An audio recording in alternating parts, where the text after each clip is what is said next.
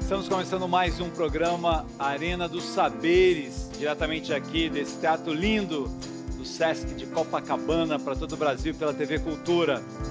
E o tema do nosso programa de hoje é justiça.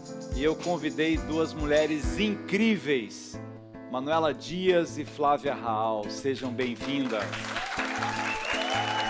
O que será que andam suspirando pelas alcovas, que andam sussurrando em versos e trovas, que andam combinando no breu das tocas, que anda nas cabeças, anda nas bocas, que andam acendendo velas nos becos, que estão falando alto pelos botecos e gritam nos mercados que com certeza está na natureza. Será que será? O que não tem certeza nem nunca terá, o que não tem conserto nem nunca terá, o que não tem tamanho.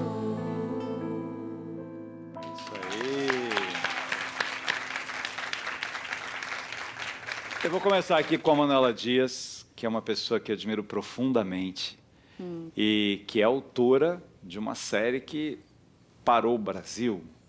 Justiça 2 é impressionante, a série mais vista na Globoplay e as pessoas ficam hipnotizadas por essa série.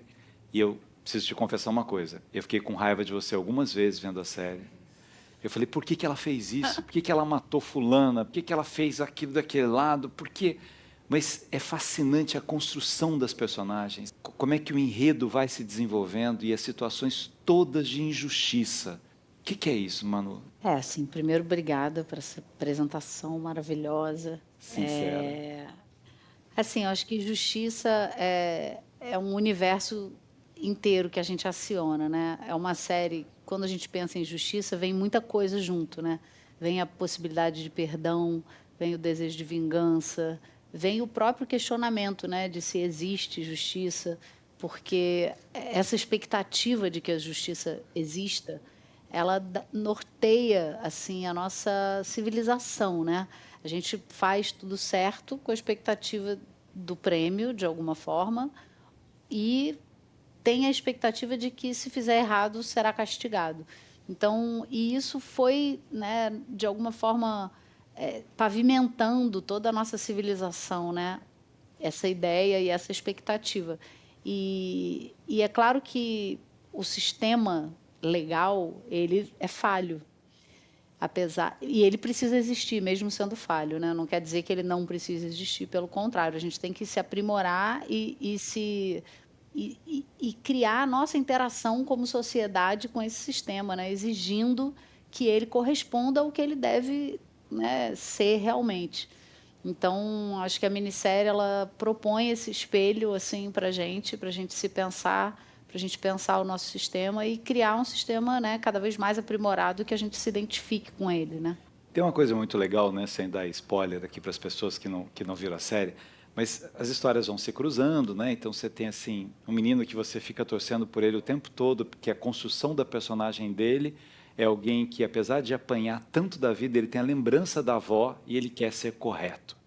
Aí você tem uma outra mulher ali que é violentada pelo tio e que a família fica meio assim contra ela, né? Por que vai dar esse trabalho todo? Já faz um tempo que passou, por que não sei o quê?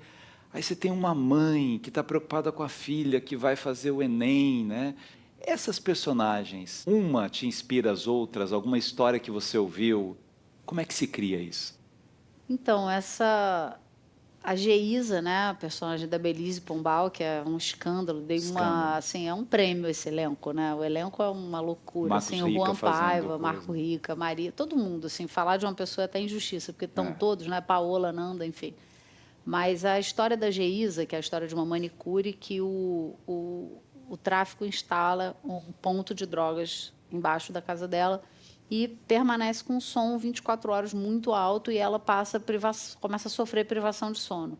Essa história, infelizmente, foi baseada num caso real de uma amiga minha que trabalha como manicure e que ainda bem não teve o desfecho da Geisa, né? Nem ela, nem a família dela, mas que ela sofreu muito, muito, assim, por meses, mais tempo, inclusive, que a Geisa, sem dormir. E que ficou com, assim, a saúde mental totalmente comprometida, e, enfim, e que foi muito difícil sair dali, né? E os outros casos, apesar de não ter uma pessoa, assim, foi fulana, todos eles, de alguma forma, são inspirados, Em alguma história que você infelizmente... ouviu, né? Não, e em estatísticas, né? A história do Juan, que é um menino que é preso injustamente. Flávia é super especialista, ativista, admiro muitíssimo o seu trabalho. Ô Flávia, vamos aproveitar você agora, doutora Flávia, criminalista, doutora em Direito, e que além, né, de ter grandes clientes, grandes causas, tem como uma missão de vida, né, um projeto que é o Innocence Project, que retira ali da prisão pessoas que foram condenadas injustamente, né, Flávia? Eu queria passar a palavra para você, mas pegando um caso que quando eu vi um pouco assim, eu falei, nossa, parece ficção o caso, né?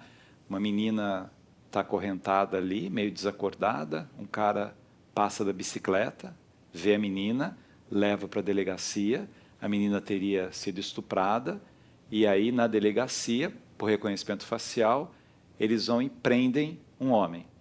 Esse homem, a mulher dele sempre jurou inocência, e ele fica preso lá 3 anos. 3 anos. A mulher grávida, vem o filho pequenininho que não vai visitar o pai, ele vê 3 anos depois. Continua o caso. Então, esse caso é A mulher que procurou vocês. a né? mulher que nos procurou, dizendo que o marido estava preso, acusado de um estupro, que ele não tinha cometido.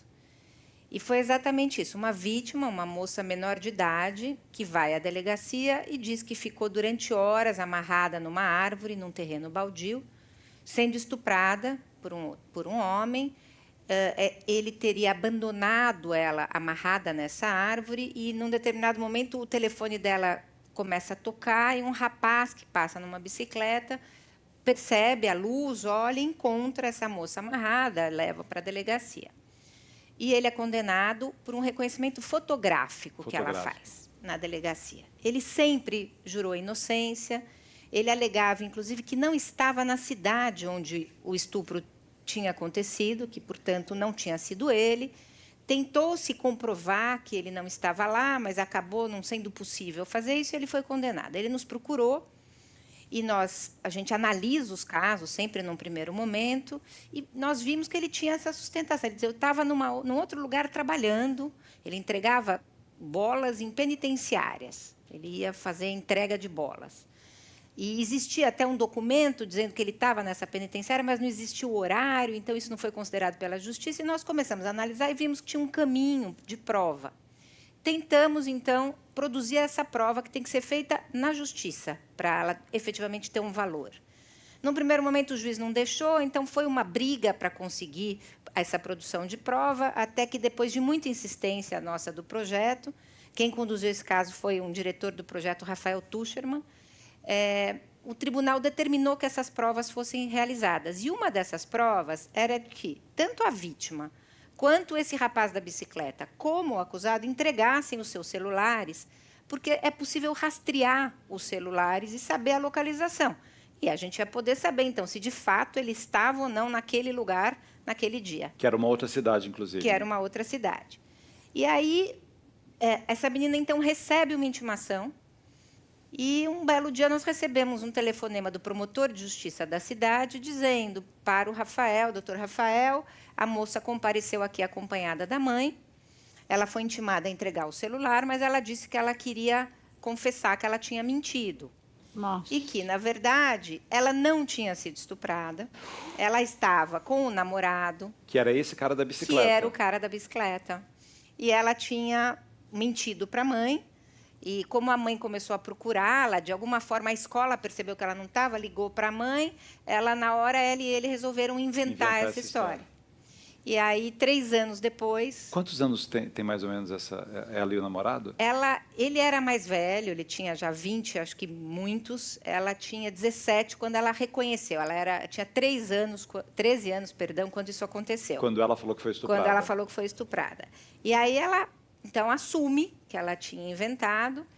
E o Kleber, que é esse moço que sempre sustentou a inocência dele, conheceu o filho 3 anos depois, quando então ele é solto. Essa é uma história de Gente, arrepiar. Manu. Imagina, aí a pessoa sai de lá e fala assim, eu vou matar essa mulher. Entendeu? Tipo assim, porque é muita que loucura. é a sua história, né? que é a justiça. A pessoa fica 7 anos presa, ele ficou 3 anos preso. Imagine o que ele O que passou que na passa prisão, no- é. porque em tese ele estuprou uma menina de 13 anos.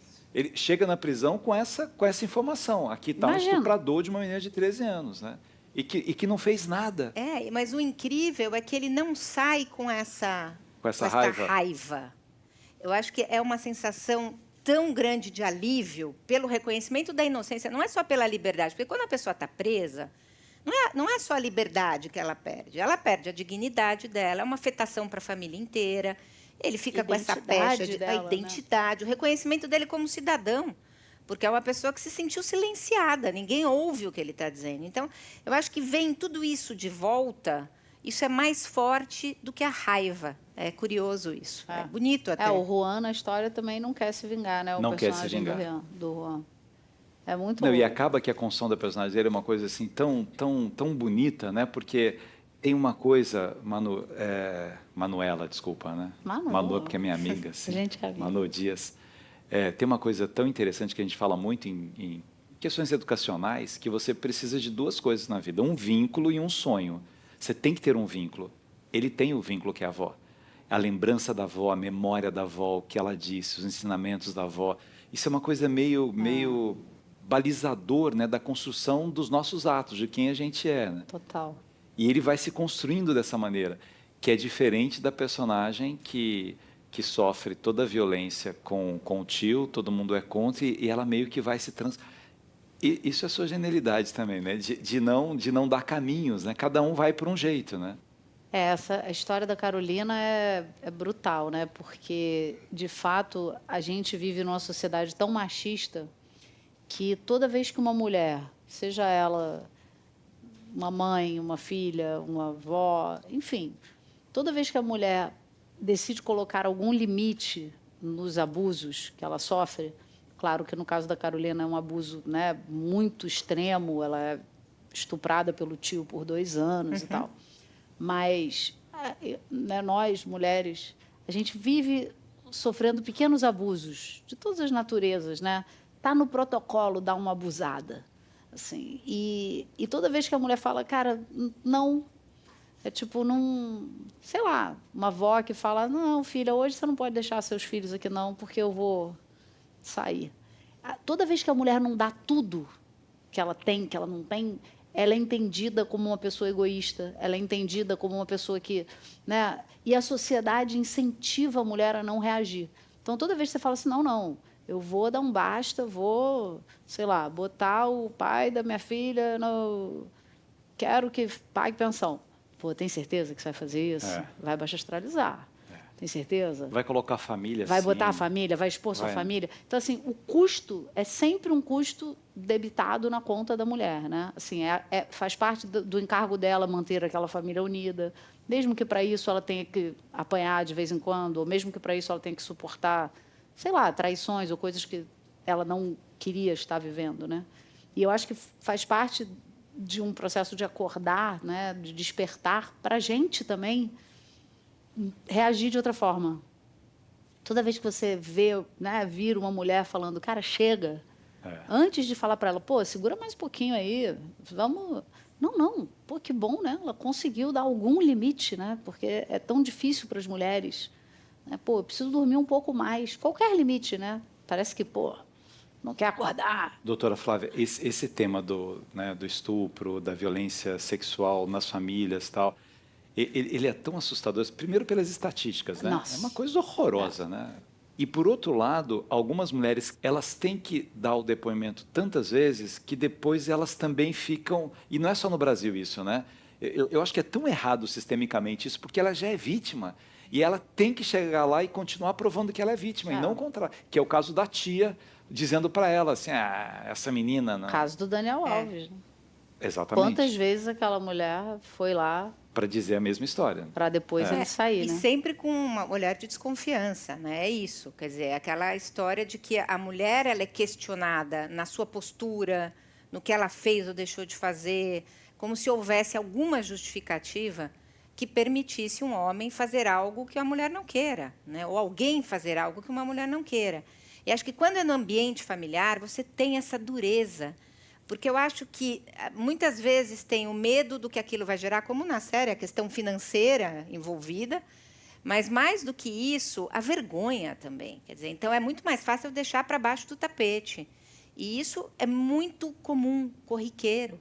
E como é corriqueiro, e aí como advogada eu posso falar, que uma mulher que toma coragem de levar isso adiante, de ir à justiça para falar eu quero porque eu fui vítima, e que eu sempre endosso esse movimento, porque eu acho que é fundamental que ela faça isso, mas é um caminho de sofrimento. O próprio processo, a investigação, não são caminhos fáceis, porque ela é questionada, porque ela revive aquilo e porque ela não sabe que final aquilo vai ter. Então, é um caminho muito duro, mas eu acho que é isso. A gente precisa sempre estimular que a mulher coloque o limite, põe um basta e, sabe, faça valer ali o que ela entender que ela tem que fazer naquela circunstância.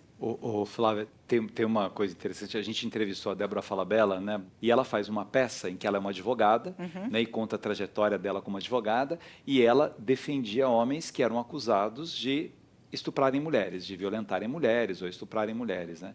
E aí um dia ela sai com um advogado amigo dela, tal, né, que estava interessado nela, né, da mesma empresa, tal, e ele queria, porque queria transar, e ela não queria, e ela faz de tudo, e aí ela começa a sentir, né, porque às vezes as pessoas falam assim, poxa, mas já namorou lá, ou é mulher dele, está reclamando do quê, tal, mas o direito da mulher de dizer não em qualquer circunstância, né, como do homem de dizer não, né, de um ser humano dizer não. Sim. Porque quem está fora olha aquilo e fala assim, mas que frescura, já saíram juntos, foram juntos para o bar, entraram, né, no quarto. Por que entrou no quarto? Porque entrou, mas eu não quis mais até aquele momento, né? Lógico. Que ainda é um tabu, né, Flávia? Sem dúvida. E aí, em qualquer momento, em qualquer circunstância, o não é não mesmo, né?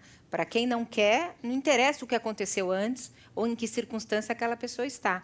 Isso é fundamental. Eu acho que isso acho que como sociedade a gente está avançando nisso. Está avançando, sem né? dúvida. Isso já está na pauta. O conceito até, né? do que é estupro, assim, acho que eu tenho 47 anos. Quando sei lá, 20 anos atrás, você imaginava um estupro, tinha que amarrar a mulher, espancar, bater para ser considerado, né, para configurar um estupro. Hoje em dia a gente entende que muito antes disso já é um estupro, já Sem é uma dúvida. violência. Mas eu sinto que a gente avança mais na teoria do que no caso a caso. E tem um espaço entre o saber e o não saber, né? Não é porque a pessoa sabe que ela não sabe que ela assim acontece junto um saber e um não saber e um não pensar nisso, assim, é um espaço muito cinza, assim, muito complicado, né? Sim. A gente vai para um breve intervalo e continua esse bate-papo aqui sobre justiça.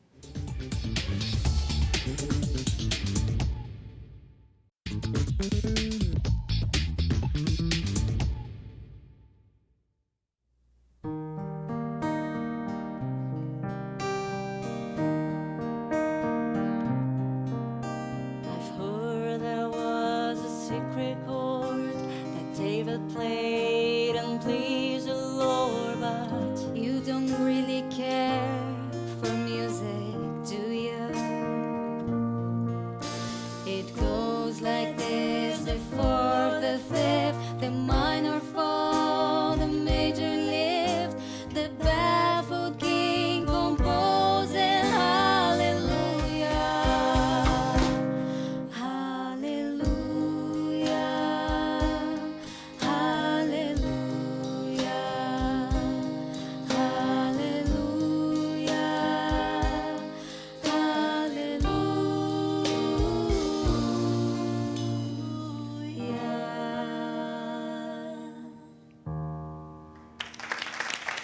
Arrasaram. Manuela Dias, autora de Justiça. Essa música dá uma angústia da gente no momento que ela aparece na série. Assim, Gatilho, que é o né? final, Eu já que é o estava aqui gatilho pegando que vai o meu acontecer, né? negocinho para... Que mostra o que vai acontecer. Mas eu queria voltar com a história do sistema, doutora Flávia, porque assim, a gente vê ministros do Supremo, desembargadores, juízes, advogados, promotores, assim, meu Deus do céu, isso aqui não funciona, não é possível que é assim. Por que é assim, tantas pessoas presas injustamente? O que acontece? Aí você fala, né, o processo de investigação está errado, a maneira com que... Né, claro que há muitos delegados sérios, mas há torturas, há espancamentos, há confissões que foram forçadas. Né? O que falta, Flávia? Eu acho que a gente começa o problema pela falta de compreensão do que é justiça. Aí eu até, Manu, achei muito legal na primeira temporada, no primeiro episódio, que um dos primeiros diálogos é o seguinte: você não quer justiça, você quer vingança. E eu acho que isso resume um pouco a falta de compreensão que as pessoas têm do que é fazer justiça, principalmente do ponto de vista criminal. Porque quando a gente coloca a régua do ponto de vista da vítima, é muito difícil fazer justiça. Uhum. A pessoa que perdeu uma filha, como que é que vingança. você... Não tem como. Então, a gente já tem que compreender que o papel da justiça não é esse, não é olho por olho, dente por dente. Então, acho que isso faz, muitas vezes, com que as pessoas tenham uma insatisfação muito grande com o sistema de justiça criminal. Agora, quando a gente vê sobre esse outro prisma, que é das pessoas que são inocentes, das pessoas que são injustiçadas, é porque o sistema ele funciona quase que burocraticamente. É como se atrás de uma investigação, atrás de um processo, não houvesse uma pessoa, a vida de um ser humano e tudo que representa sofrer um processo criminal para aquela pessoa. Então, a gente tem uma justiça criminal hoje que é automatizada, burocrática, em que a prova é mal feita, em que se satisfaz muito pouco para processar alguém, para condenar alguém. E a defesa continua a ter, até porque se contrapõe, muitas vezes, ao sistema, no papel que ela tem de defender alguém que foi acusado, continua a ter menos importância, do ponto de vista sistemático, do que tem a acusação, por exemplo. Então, embora a gente tenha deveres, esteja num lugar em que a gente deveria ter um olhar de igualdade, não é isso que acontece. E aí isso vira uma máquina de moer gente, essa justiça criminal. Sempre as mesmas pessoas levadas, determinados tipos de crime, não tem muito respiro ali. Então, se é um abuso sexual, a gente tem que tomar cuidado. Você tem uma vítima, muitas vezes, mas você também pode ter uma pessoa que é inocente, né, do outro lado. Então, é um caso que precisa o dobro de cuidado, de cautela, de escuta. E eu acho que esse sistema que vai nesse automatismo, que é quase burocrático mesmo, que acaba levando a situações tão injustas. Porque quando você tem, como no caso do Kleber, né? No caso do Kleber não, porque a gente teve uma mentira, mas em outros casos do projeto, como você retratou também, Manu, uma pessoa que foi efetivamente estuprada, mas que quem é preso e condenado é uma pessoa inocente, a vítima sofre duplamente. Ela foi estuprada e ela não tem a pessoa que fez isso respondendo por aquilo. Uhum. Então, é um sofrimento para todo mundo e para a sociedade. Eu acho que é esse sistema mesmo. E tem uma coisa também da sociedade, como ela está muito indignada com a violência, ela acha que a solução para isso é um simplismo, né? Prende, acaba, vai, coloca, encarcera, tal, porque não consegue refletir sobre a complexidade do que é isso, né? Na verdade, é uma falta, né, de perspectiva para... Assim, a gente inventou um modelo de humanidade que excluiu, sei lá, mais da metade dos seres humanos, né? Então, essas pessoas todas precisam de espaço, e elas existem e elas têm o direito de existir. Então, quando a gente, né, desenha, é isso. E quando bate lá nesse catálogo de suspeitos, assim, acho que tem essa ansiedade da justiça, que, no fundo, é uma ansiedade de reparação, só que muitos crimes são irreparáveis. Né? Assim, essa justiça sem reparação, ela é uma coisa que não ecoa, porque... E qual é a reparação para uma pessoa que foi estuprada? Exato, não existe. Não tem. Assim, por mais que você prenda, né? Na série a gente vê isso. O tio é preso, ele passa 7 anos preso, mas... pior. Não, e assim, o que muda, o que realmente satisfez ela, que passou 2 anos sendo violentada? E tentou estuprar de novo. Tentou de novo, né? Pois mas assim, mesmo que ele não tentasse, por mais que ele fique preso, ou sei lá, um assassino, ele pode passar 20 anos preso. Quando ele sair, a pessoa que ele matou não vai voltar à vida, né? Então, assim, existe uma gama enorme de crimes que são irreparáveis. Sem dúvida. E isso implica numa insatisfação. É isso. E, por outro lado, na prática, assim, o que eu vi muito na pesquisa, assim, a pessoa, por exemplo, o Baltazar, e esse caso, por isso que eu fiz igual a muitos que eu pesquisei.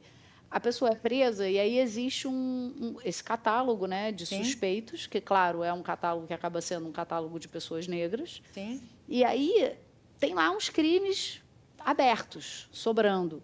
Pô, mas será que esse aí que roubou não matou também alguém? Pega lá as fotos, bate aí, matou. É isso Não, mesmo. matou 3. E aí esse cara, de repente, vai preso por 3 crimes que surgem de um catálogo. Então, assim, é muito louco, né? É Você isso. para pensar. E eu sinto que eu mesmo, não faço a menor ideia. Você pensa, meu Deus, se eu tiver que processar uma pessoa, eu não sei como é que faz. Você vai para onde? Você vai na vara de, sei lá, entendeu? É uma...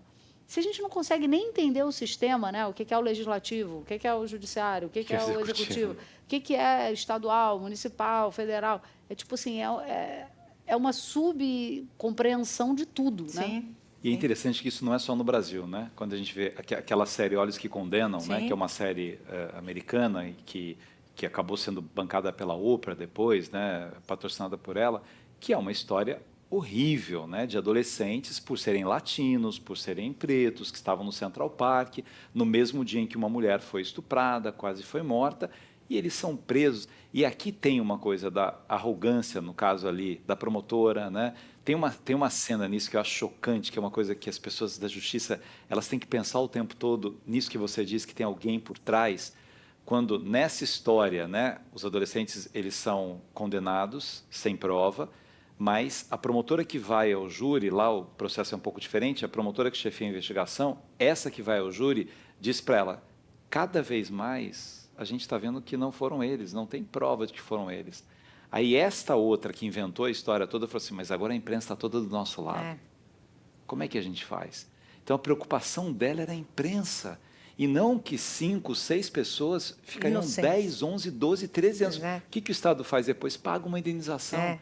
Mas que indenização é essa para... Não, e Não. quando paga, né? É, Aqui no exato. Brasil, essa indenização, acho que a parte mais ficcional da minha série é ele essa. receber a indenização, É. porque Não, a gente pode falar pelos casos concretos. A indenização está longe de acontecer, mesmo uma pessoa que ficou 3 anos presa. Mas eu acho que isso que você falou, Xalita, acontece muito aqui também, sabe? Porque tem uma coisa que é isso, é quando parece que os investigadores ou as autoridades, elas se apaixonam por uma ideia. E já achou que é aquilo, né? E elas, pronto, elas divulgam.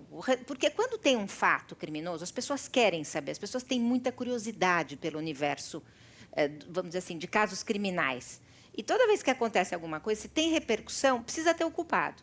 claro. E quando a autoridade apresenta o culpado, ela se agarra naquela história. E aí é muito difícil Aí vem a deixar. arrogância, vem a É uma teimosia, epifania, vem a pressa. exato. Coletiva, né? Exato. Dos justiceiros. É Vem, isso. desfola. Quando, no fundo, E quando você fala em catálogo, mano, acho que é só interessante trazer, Charles, porque assim, são álbuns de fotografia. sim, Sabe qual é a técnica por trás da construção daquele álbum? Nenhuma. Absolutamente aleatório. Então, aquelas fotos estão lá, não se sabe bem por quê. E, na medida em que estão lá, uma pessoa que sofreu um crime, ela vai para uma delegacia de polícia, ela recebe um álbum com fotos. O que ela pressupõe daquelas pessoas que estão alguém no é um álbum? deles, fez, tá, né? tá Alguém aqui. fez, né? Então, já tem uma Alguém tá suposição aqui. de culpa ali. É. Por isso que é tão errado, e é uma forma de ir realçando todas as questões sociais, como a gente falava antes, a questão racial também, fica muito forte aí. É que é a base que está errado, né? Na verdade, você tá indo tem que ter lá, educação, né? tem que ter outras formas, né? Manu, tem uma cena linda com aquela música Ao Pedaço de Mim. Temos aí Ao Pedaço de Mim? Quando a mãe perde a filha. Que coisa essa cena, não? Aí fala. Ó metade adorada Eu sou mãe, de já posso mim. Eu chorar. também fico arrepiada. Lava os olhos meus, que a saudade é o pior castigo. Eu não quero levar comigo a mortalha do amor.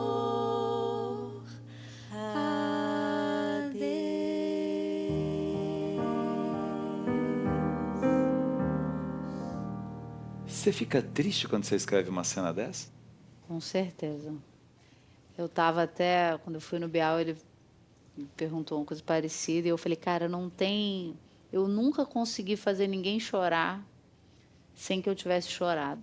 Assim, não tem essa lágrima de graça, sabe? Assim, é alguma coisa que eu tenho que dar ali e essa conexão é muito mágica, né? Porque eu escrevo lá na minha casinha ali e aí aquele sentimento vai passar por uma equipe de 120 pessoas e afunilar e encontrar uma outra pessoa lá na casa dela.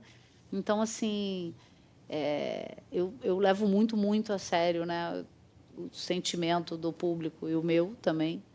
E eu sou mãe, então assim é muito devastador, né? As duas cenas no Justiça 1 também, No a Justiça 1 Débora também. perde Sim.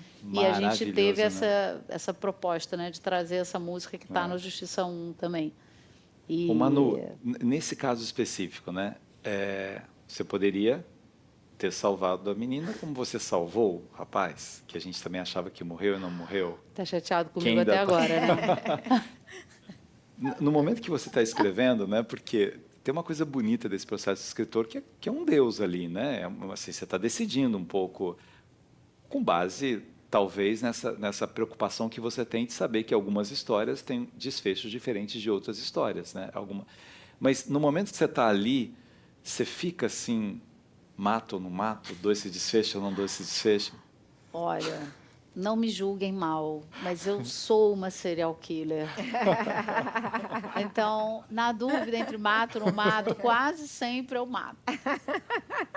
Mas alguns personagens, assim, eu não mato mais, confesso. Tipo, ativistas eu não mato mais. Eu acho que a realidade já está matando muitos ativistas. E na ficção eu quero que Pra dar eles fiquem. esperança Em ali, algum né? lugar eles têm que ficar vivos. Então, nem que seja na ficção, eles vão ficar vivos. E acho que é importante, assim, né? Primeiro que eu acho que é muito gostoso a gente chorar por um motivo que não é nosso, né? E que, no caso, nem é de verdade. Aquela pessoa não morreu, tá tudo bem. Mas é tão bom a gente Ah, não, eu chorar não em senti assim, não. segurança. Eu me nem ligou dormi esse chateada. dia, fiquei Ligou chateado com brigando ela. Falei, por comigo. quê? O esforço Você da mãe, matou a por quê? menina? Mas isso é muito legal, né? Porque se ela não morresse, assim, a gente não ia ficar tão chateado, né? Na verdade, né, a literatura, né, o cinema, as séries, é a história das emoções. Você trabalha com todos os tipos de emoção, né? E as tramas se desenvolvem a partir dessas emoções. E levar as pessoas a se emocionarem, a torcerem, a ter opiniões diferentes, né? E a refletirem. Porque é uma série que faz com que você pense isso mesmo. Não funciona o sistema. Sim. Se não funciona, a pessoa vai resolver por ela. Como é que eu vou dar uma solução para isso? Não funciona. Esse cara não vai sair da cadeia. Se deixar lá, o que eu faço então? Vou lá no cara né, da boca de fumo para tirar o cara da cadeia? E é impressionante isso, né? Como é que esse agir humano está muito ligado ao que a gente acredita e aquilo que a gente não acredita, né? Eu estava perguntando para a Flávia lá fora, assim, como que a gente apoia o seu projeto? Assim, o que a gente faz? Porque eu acho que, né, todo mundo que está aqui está assim, É um projeto revoltado lindo mesmo. agora com tudo isso. Eu fico revoltada diariamente com essa nossa injustiça, né, diariamente massacrante. E assim, assim, se a gente tiver se tiver alguma forma, se puder compartilhar com a gente, assim. Assim, vocês devem receber uma quantidade de pedidos impressionantes, né? Recebemos. Quantos recebemos. advogados trabalham? Porque isso é totalmente gratuito, vocês não cobram nada disso. É totalmente gratuito. O projeto ainda estruturalmente é pequeno. São 3 diretores, que são os fundadores. Temos 2 pessoas que trabalham no projeto, funcionárias, são 2 advogadas, e voluntários, alunos e advogados. Então, e temos voluntários de outras áreas, peritos, psicólogos, jornalistas. Acho que o que você faz, Manu, já é maravilhoso. Estar aqui hoje é maravilhoso, que é poder jogar luz, porque o que o projeto quer é, além de ajudar o Kleber, a Maria, o João, aquelas pessoas que estão lá sofrendo, uma coisa que eu acho que para qualquer um de nós é muito difícil imaginar o que é essa dor de estar preso por alguma coisa que não se fez. Algo que você diz, eu sou inocente, e ninguém escuta. Ninguém acredita. É, por meio desses casos concretos, mostrar onde a justiça falha. É no álbum, é no catálogo de foto. Então, vamos eliminar o catálogo de foto? É na ausência de critérios para prova? Vamos eliminar? Quais são os caminhos? É no reconhecimento, que é uma das causas de erro? Então, o que o projeto quer é que as pessoas olhem para o sistema de justiça, olhem para quem está preso, não achem que isso é um problema que não é da sociedade, sabe? Está lá e eu não quero saber.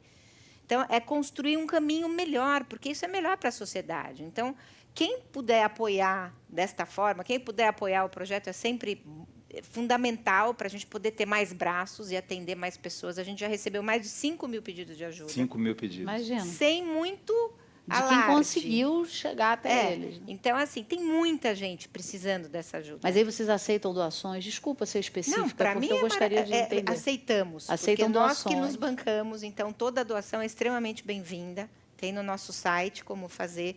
Qualquer A quantia, gente de vai qualquer colocar aqui o maneira, site e tal. ajuda Maravilhoso. muito e é o que a gente precisa para crescer e ajudar mais pessoas. Não, e são pessoas assim, eu estava te ouvindo falar, não, e ele está ali tentando dizer e ninguém está escutando.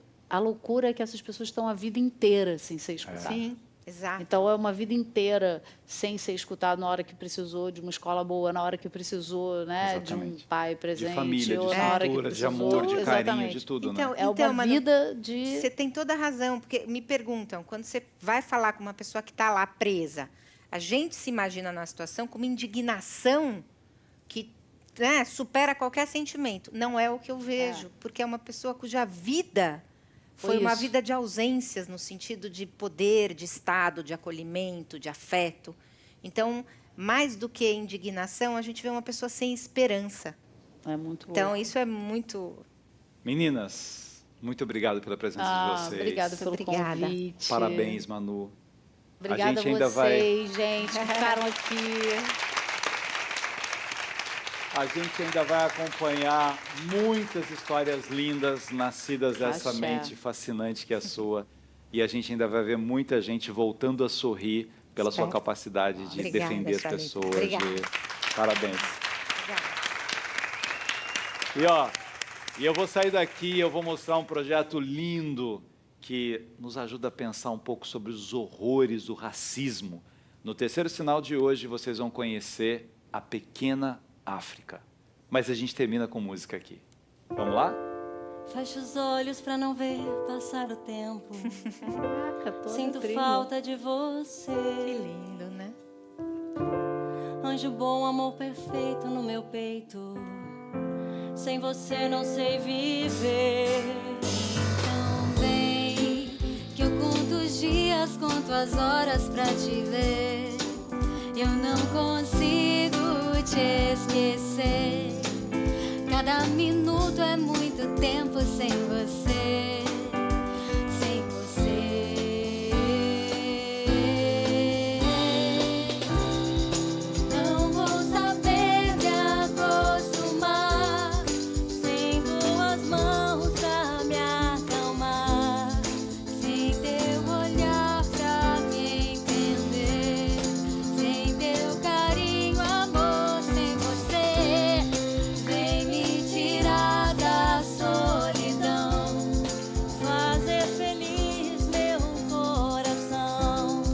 Já não importa quem errou, o que passou, passou. Olhando aquele inferno vai abençoar o que não tem governo nem nunca terá. O que não tem vergonha nem nunca terá, o que não tem juízo.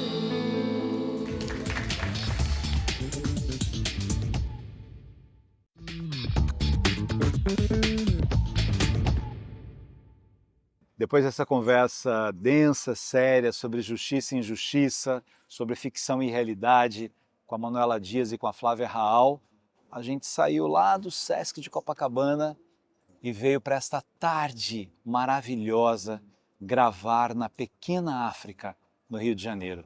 Vocês vão saber o que é a Pequena África daqui a pouco, quem não sabe. E no final do nosso terceiro sinal de hoje, eu vou conversar com essa mulher maravilhosa que é Carmen Luz. Eu estou apaixonado por ela, por essa grande artista brasileira que valoriza suas raízes, que valoriza suas tradições, que valoriza o seu jeito humano de ser. E eu tenho certeza que vocês vão gostar muito. Fiquem ligados no terceiro sinal de hoje. A gente está no Largo São Francisco da Prainha, que é essa praça que muita gente vem curtir, beber e comer.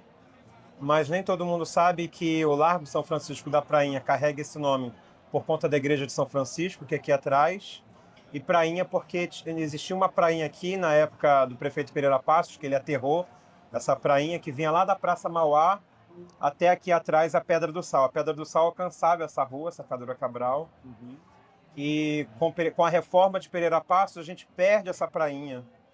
Aqui atrás é o Morro da Conceição, que era ocupado por portugueses, colonizadores, e no centro dessa praça a gente tem a estátua da Mercedes Batista. A Mercedes nasceu em Campo de Goytacazes, no interior do Rio de Janeiro. Ela veio para a capital muito jovem, tentar a vida com a arte, com a dança. Em 48, a Mercedes fazia parte da escola de dança. Ela se inscreveu numa audição interna, eram 3 etapas, deixaram ela se inscrever. Ela passou na primeira etapa, passou na segunda. Quando foi a terceira etapa, não informaram para ela o dia e o horário da audição, da última etapa, e ela perdeu a prova. E ela recorreu a um médico que era funcionário do Teatro Municipal. Ele encaixou ela na prova masculina. Ela fez a prova com os machos e passou na terceira etapa. E só em 1948 que a gente teve oficialmente a primeira mulher negra bailarina do Teatro Municipal, que trazia para dentro do Teatro Municipal as danças e os movimentos dos panteões de deuses africanos, os inquices, vudus e orixás. E também ela é responsável pela formatação da dança afro-brasileira. Ela foi, sim, uma grande bailarina e deixou o legado dela para que todas as que vieram depois tivessem um excelente exemplo. Mas tem uma coisa muito importante nessa informação, que é o fato dela ser uma excelente saltadora. Ela tinha saltos incríveis, né? E nessa prova com os homens isso ficou bastante revelado. Quando a Catherine Dunham veio ao Brasil e a viu dançar, ela ficou muito impressionada com a capacidade dela, a habilidade de saltar. E ela ganhou uma bolsa para estudar nos Estados Unidos, né, com a Catherine Dunham, e lá Mercedes deu aula. Maravilha. Que coisa, né? Que coisa incrível. Para o grupo da Catherine Dunham. E todos os bailarinos do Teatro Municipal. Irmão, a excelente bailarina que ela sempre foi, e por causa do racismo brasileiro, né, não teve as oportunidades que deveria ter tido, né? Aqui a gente está exatamente... Isso aqui chama Pedra do Sal. Isso. Por que chama Pedra do Sal? Então, como eu tinha dito antes, a prainha vinha até a Pedra do Sal. A Pedra do Sal encostava na Baía de Guanabara. E vários materiais eram descarregados aqui, inclusive o sal. E aí acabou pegando o nome de Pedra do Sal. Mas esse lugar aqui é um cenário importante para o surgimento do samba carioca, e não o surgimento somente, mas a resistência de várias culturas afro-brasileiras. No início do século passado, após a abolição da escravidão, vários baianos começam a vir para cá, para essa região, e a tia Ciata é uma dessas pessoas que vem morar aqui. E existiu uma lei chamada Lei da Vadiagem, que prendia quem estava na rua sem trabalho, e obviamente quem estava na rua abandonado era a população que foi escravizada. E essa população fazia samba, jongo, caxambu, enfim, a sua cultura. E a tia Ciata era mãe pequena no terreiro de João Alabá, na rua Barão de São Félix, perto da Central do Brasil. Esses terreiros eram visitados e muitas lideranças eram presas. O marido dela se tornou o secretário do chefe-geral de polícia da época. Então dizem que tinham informações privilegiadas, né? Quando a polícia vinha acabar com os sambas, a tia Ciata tinha um certo prestígio moral que acabava fortalecendo e resistindo. E aí esses nomes que estão aqui, Heitor dos Prazeres, João da Baiana, Heitor dos Prazeres, que traz esse termo de África em miniatura para essa região, e a gente começa hoje a renovar, né? Começa de novo a ressurgir esse nome Pequena África. O circuito da herança africana vem fortalecendo a identidade, a cultura.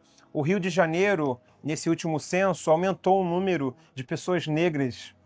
E não é porque as pessoas negras estão fazendo mais filhos, é porque os negros estão se reconhecendo. Esse guiamento que eu faço aqui, como um morador e guia, eu trago também essas reflexões dessa sociedade pós-abolição, de que essa população não recebeu terra, cavalo, comida, nada, né? O dia 14 de maio foi uma grande tristeza. Esse painel é muito interessante, né? Sim, foram os moradores que fizeram, se não me engano, ano passado, para mostrar a história do Morro da Conceição. Então tem Santinhas da Conceição, que é um bloco de carnaval de senhoras. Tem aqui a tia Lúcia, que foi uma personalidade que viveu até poucos anos aqui na região da Pequena África. Ela era contadora de história, uma artista plástica Artista também. plástica, né? E contador de Incrível. história. Isso. E, enfim, vários outros desenhos que crianças e moradores montaram esse painel para contar a história da Conceição. O que é bacana isso é que é uma escola a céu aberto, né? Você sabe dessa história? Fala qual a história? A tia Lúcia, essa grande artista aqui eu chamo do Brasil, mas que retratou a Pequena África.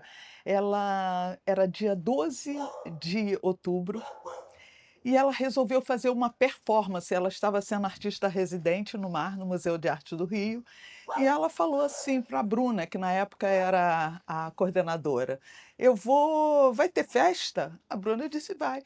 Então eu vou fazer uma surpresa para vocês. Então ela bordou um manto Como se fosse Nossa de Senhora, Nossa né? Senhora 12 de da outubro, Aparecida, e ela veio atravessando aquela praça, a Praça Mauá, aquela praça em frente ao mar. Ela veio vestida de Nossa Senhora da Aparecida, adentrou o mar e o Era mar estava performer cheio também ela, de né? super performer, super performer. E o mar estava cheio de criança, de pais. Era a festa das crianças. As crianças pararam todas e vieram ver. em cima dela. Nossa assim, Senhora ali. acabou a Nossa Senhora da Aparecida, ela abençoando todo mundo. Incrível, né? Todo mundo embarcou na performance da tia Lúcia. Era uma performer maravilhosa. E Uma aí grande fica eternizado personalidade. aí. Grande. Ela está eternizada, cantada em prosa e verso. Tia Lúcia. Tia Lúcia. Tia Lúcia.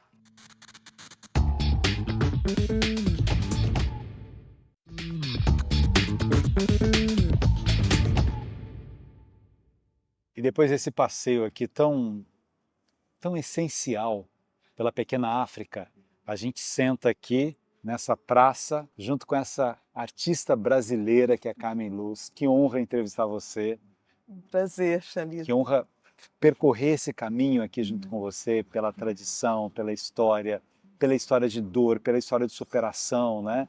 E poder, assim, refletir um pouco sobre sua trajetória também, a sua carreira, sobre os seus sofrimentos, como é que você conseguiu atingir o que você conseguiu como bailarina, como diretora de cinema, como uma contadora de história das suas tradições, das suas raízes, das suas origens, para ajudar as pessoas a refletirem sobre a beleza dos não preconceitos. Muito bom estar com você. Prazer, Xalita. Prazer estar aqui nesse programa, conversando sobre vida negra brasileira, a vida dos povos que construíram esse país. Vamos começar falando do seu filme. O que é um filme para contar essa música negra, essa dança negra, esses estilos negros? De onde é que veio a ideia? O que foi mais difícil nessa construção? Um filme de dança é um longa-metragem onde eu, há muitos anos, venho pesquisando, né, o corpo negro em movimento, especificamente a atuação, né, das pessoas negras artistas no campo da dança, né? Justamente com a missão de erradicar estereótipos sobre, afinal de contas, o que é a dança brasileira, ou a dança, como eu prefiro, a dança feita, pensada, criada, produzida no Brasil, não é? Com e a partir da vida desses corpos das pessoas negras. Infelizmente, a gente tem uma história da dança bastante perversa, né? E que simplesmente omitiram ou não se preocuparam em contar essas histórias. A gente pensar mesmo numa história da dança em que agregue todos esses saberes, né? Todas essas epistemologias corporais que o corpo negro vem sendo capaz de criar, produzir e ensinar, né? Desde que chegaram aqui escravizados. A gente deu muitos passos na legislação, né? Então, o racismo é crime. Hoje, entre aspas, o politicamente correto é você fazer com que homens e mulheres, pretos e brancos, pessoas de religiões diferentes estejam nos mesmos espaços, ocupem as mesmas posições. A lei, às vezes, ela consegue fazer uma coisa para dar alguns caminhos, mas a cultura demora um pouco mais, né? Como é que se sente hoje ainda? O racismo, a gente chama de racismo estrutural, porque às vezes as pessoas nem percebem que são visões racistas, né? Pensamentos racistas, dizeres racistas, mas você que pesquisa muito isso, acompanha muito isso vem melhorando ou em alguns momentos a gente tem alguns retrocessos?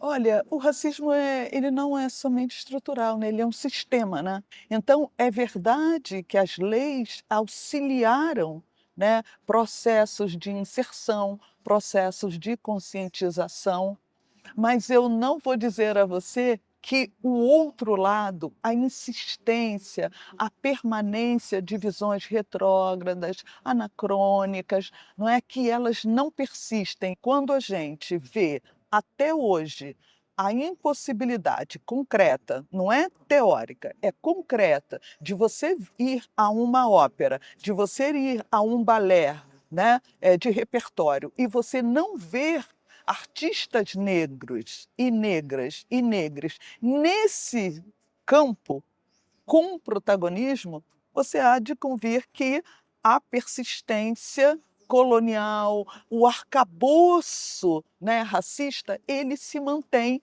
Então, trabalhos como esse que faço e que outras e outros artistas e teóricos também procuram é erradicar essas imagens estereotipadas de ver Que a boneca tem que ser assim, que a princesa tem que ser assim, que o príncipe tem que ser e assim, né? principalmente, e assim, e você com a tua generosidade de educador, não é? Diz tem que ser assim, mas a gente sabe que assim é esse, né? Esse assim é branco, ele é hegemônico, ele não permite a ideia da pluralidade, aliás, uma pluralidade que é própria da vida, mas, Thalita, é própria mais ainda do Brasil. E é importante as pessoas saberem dessa história, né? Saber que aqui chegaram quase 1 milhão de pessoas vindas forçadas dos seus lugares em situação de escravidão, com um processo de incompaixão tremendo, né?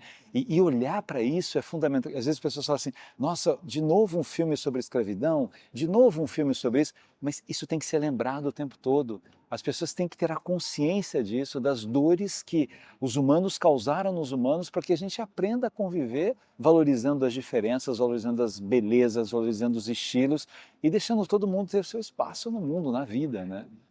Claro, você tem toda a razão. A gente precisa contar e sensibilizar as pessoas a entenderem que a humanidade é para todos, não é somente para alguns. Então, a gente precisa, sim, recuperar as histórias de escravidão, mas, para e passo, a gente precisa contar as histórias da vida negra, Exato. né? Que é vida de dor e de amor. E de amor, E de sucesso, tudo, e de né? talento. Igualzinho a vida de qualquer outro. Exatamente, é isso aí. É simplesmente vida.